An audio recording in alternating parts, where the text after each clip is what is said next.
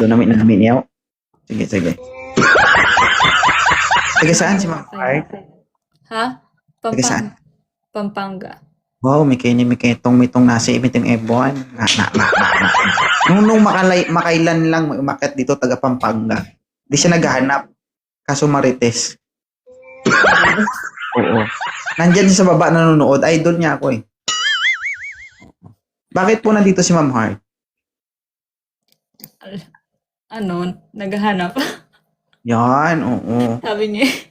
Sabi guys, ang gaganda ng mga taga Pampanga, di ba? Ilan taon ka na, Ma'am Heart? 25. Magto-26. Babata, no? May anak ka? Wala. Wala. Pero nagkaroon ka ng boyfriend before.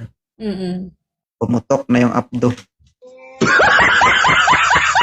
Nakailan ka na? 2 pa lang. So 2 poste na ang nahimas mo. Hindi. Hindi ka nakahimas ng poste? Oo. Hindi. Hindi poste ng kuryente. Di ba kapag ginawa kami yung poste ng kuryente at mabasa, di ba nag-ground ka?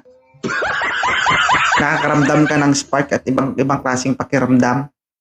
Di ba? LDR kasi yung first ko. So, hindi pa kami nag-meet. Alam mo yung feeling kapag nakawa ka ng gumag... Di ba? LDR. Ibig sabihin, yung isa, nakita mo lang, yung isa nahawakan mo talaga. Okay. Alright.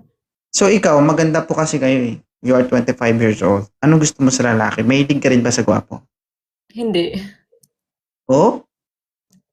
Basta mabait. Totoo? Oo. Paputol ko yung itlog ko kung totoo yung sinasabi mo. Hindi ka mahilig sa gwapo? Hindi. Hanap tayo pangit. Wala, sobrang pangit, kuya. Ano yung sinasabi ko sa'yo? Ay, paputol ko yung itlog ko kung totoo yung sinasabi mo.